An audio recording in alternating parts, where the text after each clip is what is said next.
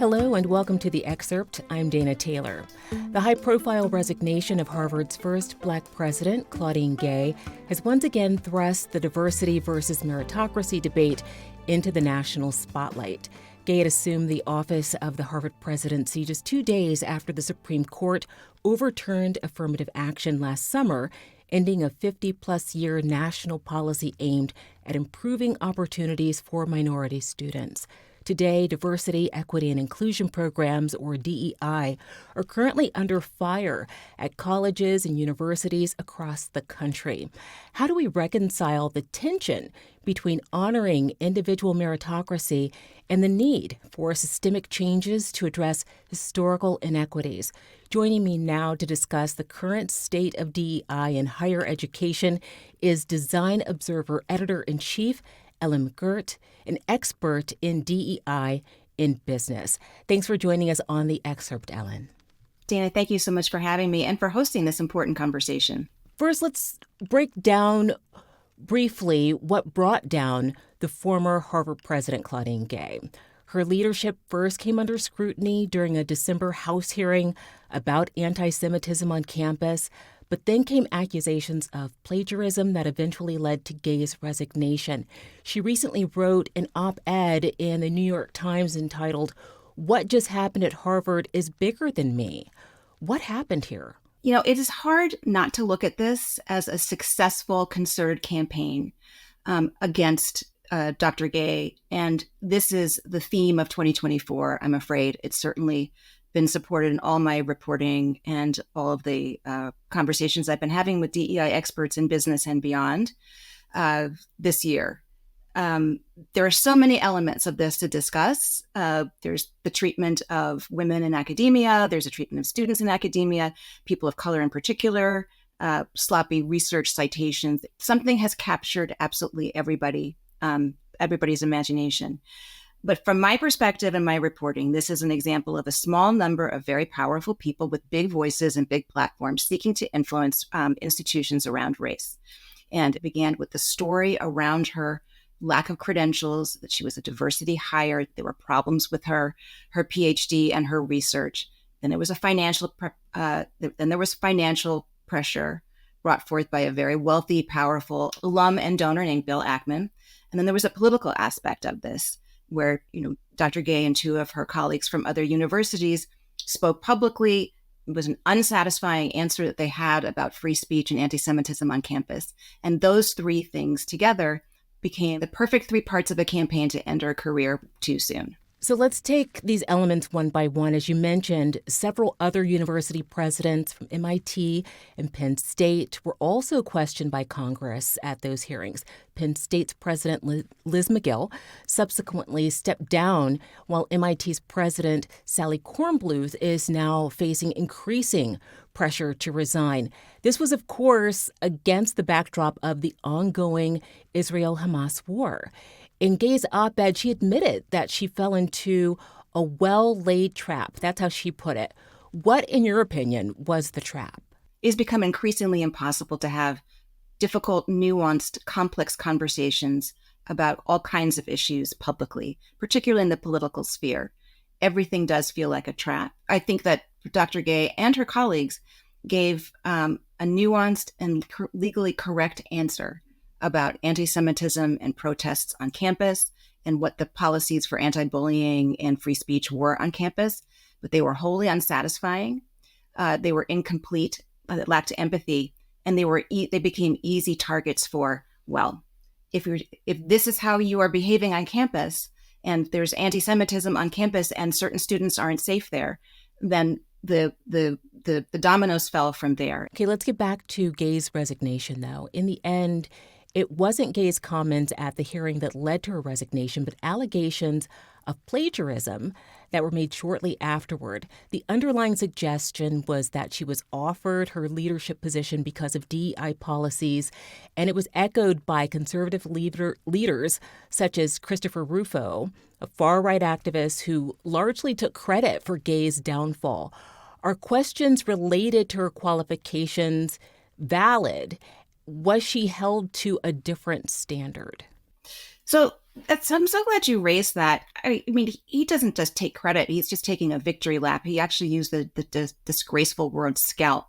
It was an absolutely well executed campaign, and he has emboldened a lot of people. And he's also included in his campaign a lot of people who are bringing new grievance to the notion of race that may not have actually had those grievances in the past, and are really thinking, what is critical race theory, was his big thing, is that critical race theory and diversity and inclusion initiatives are one and the same thing. And not only are they not, but critical race theory is not dangerous in any way, shape, or form. But because he has been able to raise the alarm and include so many other people along with this, now it becomes an almost impossible situation to have a nuanced conversation about things like citations and what is plagiarism, and what are the standards by which people in elite institutions can advance and where they can't. Questioning the qualifications of a diverse hire, whether or not the diversity was a factor in their hire, is a well-established tactic of the right.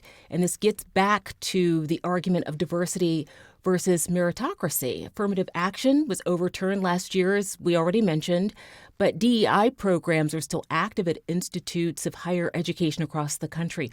What has the impact of these programs been, and how important is diversity in leadership at higher education specifically?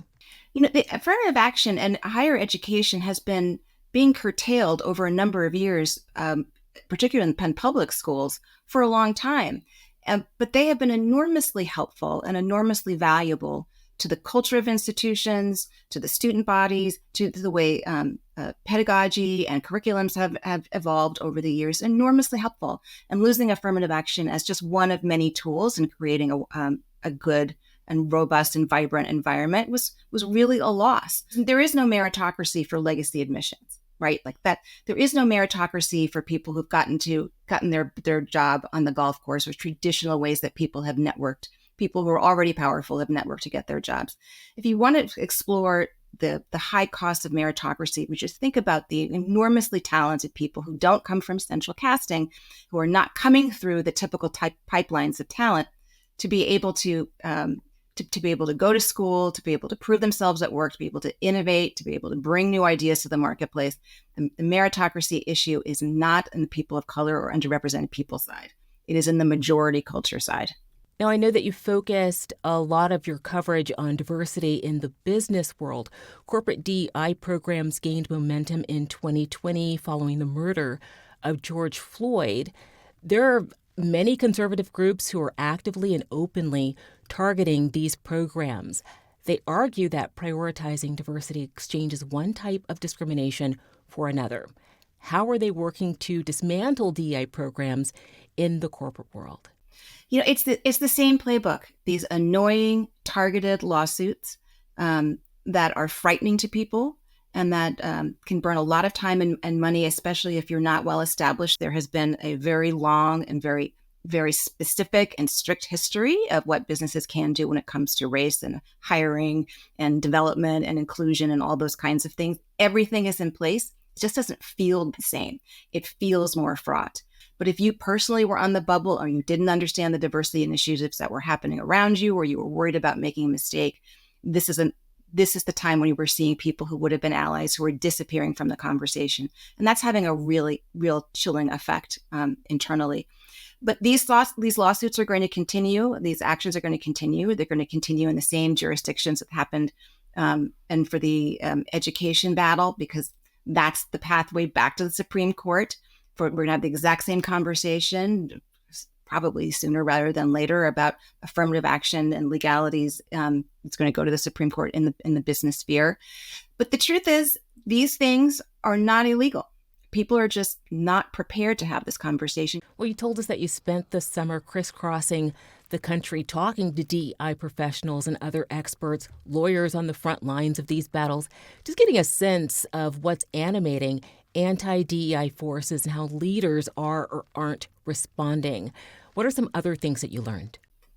Dana, I don't want to sound like we all need to just get together and hug it out, but this work is personal, and it's deeply personal to people. And what I hear across the board is that the business case for diversity, which was one of the biggest tentpoles of the entire diversity inclusion movement in the modern era, even before George Floyd, was that there was there's a real argument to be made that more diverse teams make better decisions. They bring better products to the marketplace. They can be more agile when faced with terrible things like COVID or, any interruption to their supply chain, from external events to real opportunities. And we're not taking that seriously. And the reason why we're not taking that seriously is because the argument against diversity has nothing to do with the quality of business or the quality of people. So I think that we've got a lot of hope, and a lot of the work that people have done in the past is now embedded into the way organizations think and lead, and how leaders have learned to think about being inclusive in their work and in their organizations. So I remain optimistic around that. Ellen, I was going to ask what's next for this DEI battle. Where do you see things going this year, which also happens to be an election year? The election year is the piece. You mentioned Christopher Rufo. The playbook is clear. They're just saying it out loud. It's the DEI and race specifically polls very well for conservative lawmakers. It is a talking point that makes sense. They can put points on the board by attacking big corporate leaders, well-known names, and they're going to continue to do that. And then finally, if there was one thing that you hope our listeners walk away with, one nugget, what would it be? That's a good one. I think it's important for all of us to remember that it is not acceptable for a wealthy or powerful individual or small group of individuals to set the tone and agenda for everybody else. And so these are opportunities to ask better questions about what do we believe? Why do we believe it? Where are we getting our information from? What happened to Dr. Gay and what's continuing to happening to companies and leaders, large and small, and throughout academia is something that we should all be paying attention to. It feels insurmountable, but it's actually not. Thank you for being on The Excerpt, Ellen. Thank you, Dana. Thanks for watching. I'm Dana Taylor. I'll see you next time.